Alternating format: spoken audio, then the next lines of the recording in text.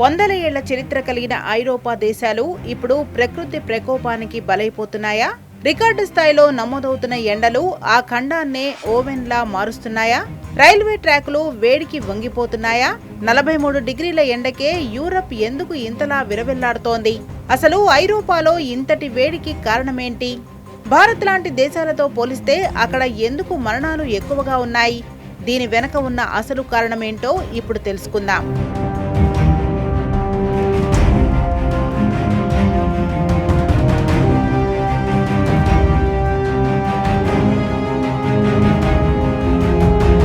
ప్రస్తుతం ప్రపంచవ్యాప్తంగా ఒకటే వార్త.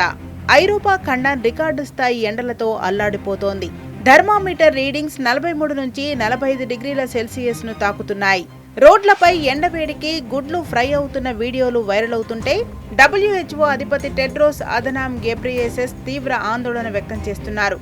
కేవలం 9 రోజుల్లోనే 13,000 మందికి పైగా అదనపు మరణాలు నమోదయ్యాయంటే పరిస్థితి ఎంత దారుణంగా ఉందో అర్థం చేసుకోవచ్చు.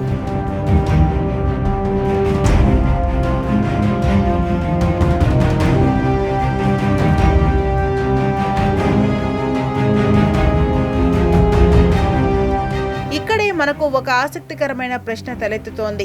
భారత్లో 48 డిగ్రీలు దాటినా తట్టుకుంటాం కదా, మరి యూరప్లో 43 డిగ్రీలకే ఇంత ఆందోళన ఎందుకు అని చాలా మంది అనుకుంటున్నారు. దీనికి నిపుణులు చెబుతున్న కారణాలు వింటే ఆశ్చర్యం కలుగుతుంది. భారత్లో 43 డిగ్రీలకు యూరప్లో 43 డిగ్రీలకు చాలా తేడా ఉంది. మొదటి కారణం భౌగోళిక పరిస్థితి. యూరప్ ఉత్తర అక్షాంశాల్లో ఉండటం వల్ల అక్కడ సూర్యకిరణాలు వాలుగా పడినా పగటి సమయం చాలా ఎక్కువగా ఉంటుంది. తద్వారా ఇళ్లు, రోడ్లు రోజంతా సూర్యతాపాన్ని పీల్చుకుంటూనే ఉంటాయి.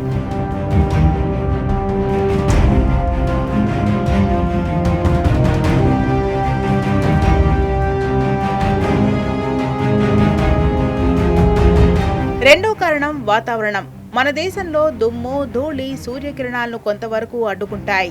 కానీ యూరప్లో ఆకాశం చాలా స్పష్టంగా ఉంటుంది.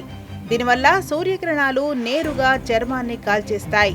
పైగా అక్కడ గాలి అస్సలు వీచని జీరో విండ్ పరిస్థితుల వల్ల ఉక్కపోత ప్రాణ సంకటంగా మారుతోంది. ముఖ్యంగా యూరపీయుల నిర్మాణం అవి తీవ్రమైన చలిని తట్టుకునేలా, వేడిని బయటకు పోనివ్వకుండా లోపలే బంధించేలా ఉంటాయి. మన దేశంలో ఇళ్లు గాలి ఆడేలా ఉంటాయి. కానీ అక్కడ ఇళ్లు వేసవిలో ఓవెన్లా మారిపోతున్నాయి. 90% ఇళ్లలో ఏసీలు లేకపోవడం, చారిత్రక కట్టడాల నిబంధనల వల్ల ఏసీ కంప్రెసర్లను అమర్చుకోలేని పరిస్థితి అక్కడుంది.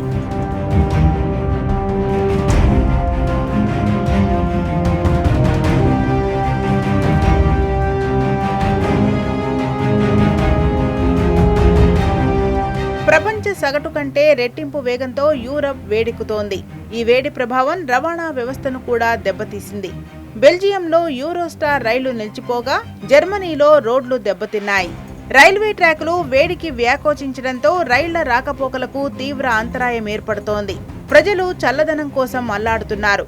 ఇది కేవలం ఎండ కాదు, ఒక సైలెంట్ కిల్లర్. ఇప్పటికైనా యూరప్ దేశాలు అత్యవసర హీట్ హెల్త్ యాక్షన్ ప్లాన్స్ ను అమలు చేయకపోతే మరెన్నో ప్రాణాలు గాల్లో కలిసిపోయే ప్రమాదం ఉంది. వాతావరణ మార్పుల పట్ల మనం ఎంత అప్రమత్తంగా ఉండాలో చెప్పడానికి ఈ సంఘటన ఒక కనువిప్పు.